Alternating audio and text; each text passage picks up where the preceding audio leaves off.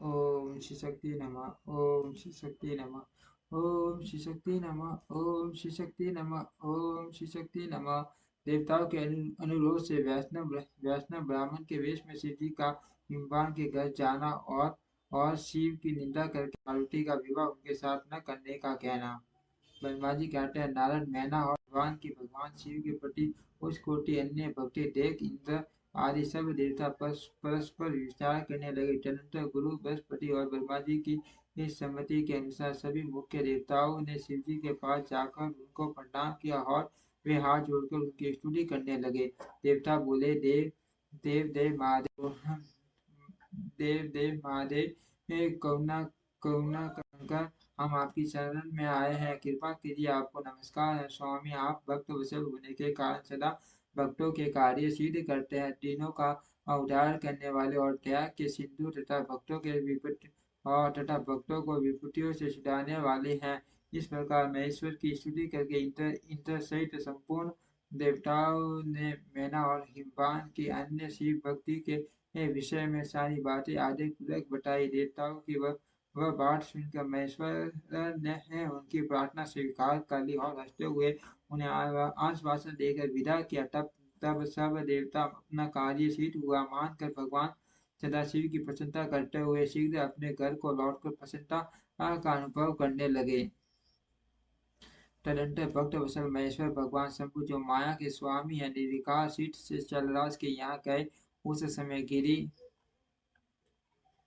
राज हिमवान सभा में बंधु वर्ग से घिरे हुए पार्वती से प्रसन्नता पूर्वक बैठे थे। इस अवसर पर भगवान सदाशिव ने, ने किया। वे हाथ में धन सप्त, शरीर पर दिव्य वस्त्र, उज्ज्वल तिलक, एक हाथ में स्फटिक माला और शालिग्राम धारण किए भक्ति पूर्वक हरिनाम का जप कर रहे और देखने में साधु वेशधारी ब्राह्मण जान पड़ते थे। उन्हें देख सब परिवार हिमवान उठकर खड़े हो गए। उन्होंने अपूर्व अतिथि देवता को पुतल पर दंड के सम्मान पढ़कर भाव से साष्टांग प्रणाम किया। देवी पार्वती ब्राह्मण रूप प्राणेश्वर शिव को पहचान गई थी। अतः उन्होंने भी मस्तक झुकाया और मन ही मन बड़ी प्रसन्नता के साथ स्तुति की।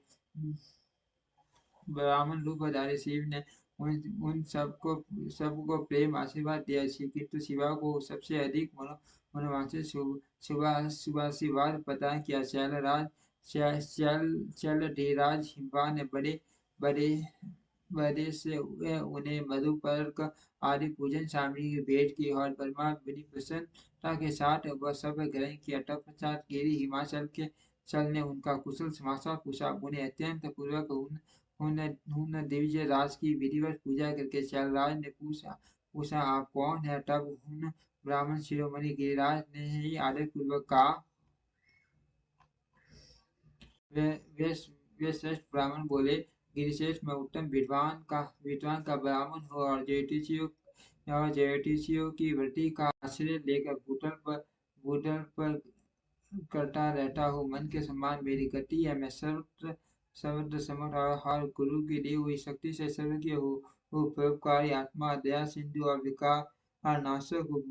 मुझे ज्ञात हुआ तुम महादेव जी को अपनी पुत्री देना चाहते हो। इस मणि की सुंदर रूप वाली दिव्य एवं विलक्षण कन्या को एक कुरूप और गुणी वर के हाथ में देना। वे रुद्र देवता मरघट में वास करते, शरीर में सांप लपेटे रहते हैं और योग विचारते रहते हैं। उनके पास पहनने के लिए एक वस्त्र भी नहीं है। वैसे ही नंग ढड़क घूमते हैं आभूषण की जगह सर्व धारण करते हैं। उनके कुल का नाम आज तक किसी को ज्ञात नहीं हुआ। वे कुपात्र और कुशील हैं, स्वभाव ब्याह से दूर रहते हैं, सारे शरीर में भस्म रमाते हैं, क्रोधी और अविवेकी है। उनकी अवस्था कितनी उनकी उनकी अवस्था कितनी है ये किसी को ज्ञात है नहीं। वे अत्यंत कुर्सी जटा का बोझ सदा सिर पर धारण किए जाते हैं। वे भले बुरे सबको आश्रय देने वाले ब्रह्मशील नागा हारधारी भिक्षुक कुमार्ग परायण तथा हठ पूर्वक वैदिक मार्ग का त्याग करने वाले हैं। ऐसे अयोग्य वर को आप अपनी बेटी ही ब्याहना चाहते हैं। चल राज अवश्य ही आपका यह विचार मंगलदायक नहीं है। नारायण नारायण कुल में उत्पन्न ज्ञानियों में श्रेष्ठ गिरिराज, मेरे कथन का मर्म समझो। तुमने जिस पात्र को ढूंढ रखा है वह इस योग्य नहीं है कि उसके हाथ में पार्वती का हाथ दिया जाए। शैलराज, तुम ही देखा, उनके एक भी भाई बंधु नहीं है। तुम तो बड़े बड़े रत्नों की खान हो, किंतु उनके घर में पूंजी भाग भी नहीं है। वे है सर्वथा निर्धन है। गिरिराज, तुम भी अपने भाई बंधुओं से मीना देवी से सभी बेटाओं से और पंडितों से भी प्रश्न पूर्वक पूछ लो, किंतु पार्वती से न पूछना, क्योंकि उन्हें शिव के गुण दोष की परख नहीं है।